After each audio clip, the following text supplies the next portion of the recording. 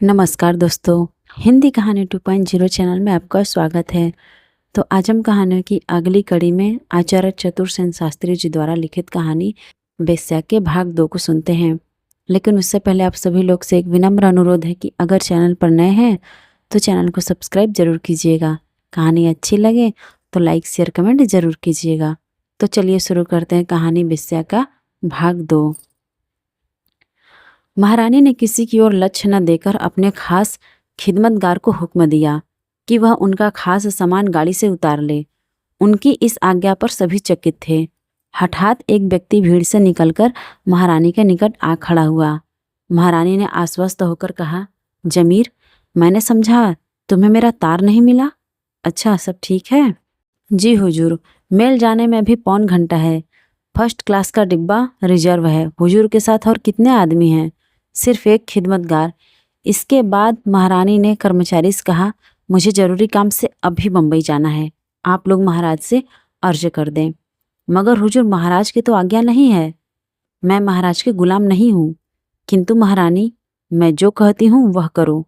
जमीर, मेरा सामान डिब्बे में ले जाओ। आगंतुक स्वागतार्थी संभ्रांत पुरुषों को भीत चकित करती हुई महारानी गुलाबबाई उर्फ गुलबदन बेगम भीड़ को चीरती हुई सामने खड़ी मेल ट्रेन के फर्स्ट क्लास कंपार्टमेंट के रिजर्व डिब्बे में बैठ गईं। कुबेर नगरी बंबई में 20वीं शताब्दी के समस्त वैभव पूर्ण विस्फारित हैं। संपदा और ऐश्वर्य का यह जीवन संपदा और ऐश्वर्य के उस जीवन से भिन्न है जो रईसों और राजाओं को प्राप्त है। राजा रईस खाली जेब रहने पर भी जो शान ठाट और रईसे चोचले करते हैं वे इस कुबेर नगरी में भरी जेबों में भी संभव नहीं। परंतु धन जहाँ है वहाँ विलासिता है ही। मुंह फाड़कर धन किसने खाया है? धन का यथार्थ मार्ग तो मूत्र मार्ग है। धन ने जहाँ यह मार्ग देखा फिर वह कहाँ रह सकेगा। एक सजी हुई अट्टालिका में एक सुंदर किंतु जरा भारी शरीर का युवक कौच पर खड़ा प्यासी आंखों से सामने हारमोनियम पर उंगली फेरती हुई सुंदरी के मुख और उभरे हुए अधढके शरीर को देख रहा है। शराब का प्याला और सुगंधित शराब का पात्र उसके निकट है। रह रहकर वह मद्यपान कर रहा है। यह सब है, पर गाने का रंग नहीं जमता। बिकल होकर सुंदरी ने बाजा एक ओर सरका दिया। वह थककर एक कौच पर गिर पड़ी। युवक ने दौड़कर कहा, क्या तबीयत अच्छी नहीं है प्यारी? नहीं, मुझे जरा चुप पड़ी रहने दो। पर मुझसे नाराज तो नहीं हो? नहीं, मगर मुझसे जरा देर बोलो मत। युवक स्तब्ध हुआ। सुंदरी दीवार की ओर मुंह करके लेट गई। वह सोच रही थी, यह कैसा प्रारब्ध भोग है। हे परमेश्वर, मैं कहाँ से कहाँ आ गई। भाग्य चक्र भी कैसा है, उसमें और इसमें कितना अंतर है। पर जो हो गया वह तो अब लौट सकता नहीं। परंतु उसके मुंह से सांस निकली। वह तड़प उठी। युवक ने उठकर उसका सिर गोद में लेकर कहा, गर्मी के कारण तुम्हारी तबीयत खराब हो गई है। चलो जरा समुद्र के किनारे घूम आए, गाड़ी बाहर है ही। सुंदरी सहमत हुई। क्षण भर में गाड़ी उन्हें लेकर हैंगिंग गार्डन की ओर उड़ रही थी। हठात एक मोटर बड़े जोर से टकरा गई। ड्राइवर के 1000 सावधानी करने पर भी युवक औधे मुंह गिर पड़े। सुंदरी के सामने की मोटर में बैठे व्यक्तियों को देखा। उसके मुख से चीख निकल गई। वह सहमकर सीट पर चिपक गई। एक व्यक्ति ने ललकार कर कहा, नाक काट लो। उसके हाथ में रिवॉल्वर था। दूसरा व्यक्ति धीरे धीरे मोटर की ओर बढ़ा। सुंदरी औधे मुंह गाड़ी में लौटकर चिल्लाने लगी। युवक ने आगे बढ़कर आतताई को रोककर उसे एक धक्का दिया और उसी क्षण एक गोली उसकी छाती को चीरती हुई निकल गई। आतताई युवती पर छुरी लेकर चढ़ गया। अभी दिन काफी था। सड़क पर यथेष्ट यातायात था, परंतु बहुत लोग झुक पड़े। आतताई अब भागने का उपक्रम करने लगे, परंतु पुलिस की सावधानी और भीड़ की मदद से वे गिरफ्तार हुए। सुंदरी भयभीत और साधारण घायल अवस्था में अस्पताल में पहुंचाई गई। होश में आने पर उसने अस्पताल के कमरों की खिड़कियों पर दृष्टि गाड़कर देखा। कितनी स्मृतियां आई और गईं। उस शून्य में उसकी दृष्टि गड़ गई। उसके होठ फड़के। पर हाय, वहां उस फड़कन को देखने वाला कौन था? युवती दोनों हाथों से मुंह दबाकर रोने लगी। हाय, मैंने क्या किया? क्या हुआ? 3 को काला पानी, 2 को फांसी। एक पागल हो गया। पागल हो गया? जी हाँ, मगर सभी को फांसी क्यों न हुई? फन कुचली हुई नागिन की तरह चपेट खाकर युवती ने बिछौने से उठकर कहा। उसी तरह उसके होठ फड़के। उसने पूछा, और उन्हें गद्दी त्याग देने को विवश किया जा रहा है। सुना है वे राजपाट छोड़कर यूरोप चले जाएंगे। युवती के होठों पर फिर फड़कन उत्पन्न हुई। उसकी दृष्टि दूर कांपते हुए वृक्ष के पत्तों पर अटक गई। उसके सारे शरीर में कंपन उत्पन्न हो गया। वह उठी। उसने जमीन में लात मारकर कहा, मैं अपनी माँ की बेटी हूँ। मेरा नाम है गुलबदन। बादशाहों की गद्दियाँ इन ठोकरों से बर्बाद होंगी और लोगों की जानें इन जूतियों पर कुर्बान होंगी, यह मैं जानती हूँ। मगर जमीर, जी हुजूर, बदला पूरा नहीं हुआ। सरकार, सेठ ने 1 लाख रुपया आपके नाम बिल किया है। यह अदालत में उनके सॉलिसिटर से मालूम हुआ। सेठ दिलदार था मगर महाराज न था। अफसोस से बेचारा मर गया। अच्छा, मैं आज ही पंजाब जाऊंगी। आज ही? हाँ, मेरे एक दोस्त का तार आया है। वे मेरी इंतजार कर रहे हैं।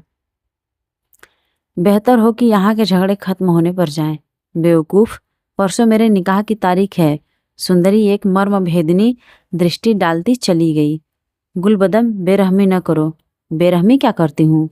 इस वक्त मैं तंग दस्त हूँ। रुपया जल्द ही मेरे पास आने वाला है, मगर मैं पेट में पत्थर बांधकर तो जी नहीं सकती। तुम्हें क्या भूखों मरने की नौबत आ रही है? कोठी, बंगला, मोटर, नौकर सभी तो हाजिर है। 500 का मुसाहिरा भी कुछ कम नहीं। मेरे नौकरों के नौकर ऐसे कोठी, बंगले और मोटरों पर औकात बसर करते हैं और 500 रुपया रोजाना खर्च करने की मैं आदी हूँ।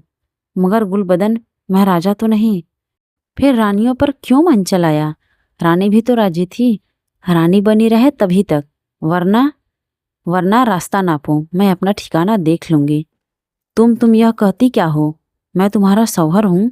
जिंदगी और जिस्म सलामत रहेगा तो ऐसे 1000 शौहर पैरों के तलुए सहलाएंगे। तुम्हारा इरादा क्या है? तुम अपना रास्ता देखो और मैं अपना। यह नहीं होगा, यही होगा। तुम्हारी क्या हैसियत जो मेरी मर्जी के खिलाफ चूं करो?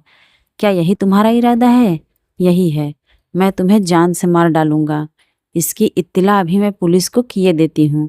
सुंदरी ने टेलीफोन पर उंगलियां घुमाई। युवक ने घुटनों के बल बैठकर कहा, खुदा के लिए गुलबदन, ऐसा जुल्म न करो। कहती हूँ सामने से हट जाओ, वरना जलील होना पड़ेगा। युवक की आंखों से पहले आंसू, फिर आग की ज्वालाएं निकली। उसने कहा, उफ बेवफा, और वहां से चल दिया। दिल्ली में बड़े बड़े पोस्टर चिपके दिख पड़ते थे और आबाल वृद्ध उन्हें पढ़कर और चर्चा कर रहे थे। प्रसिद्ध गुलबदन का मुजरा स्थानीय थिएटर में होगा।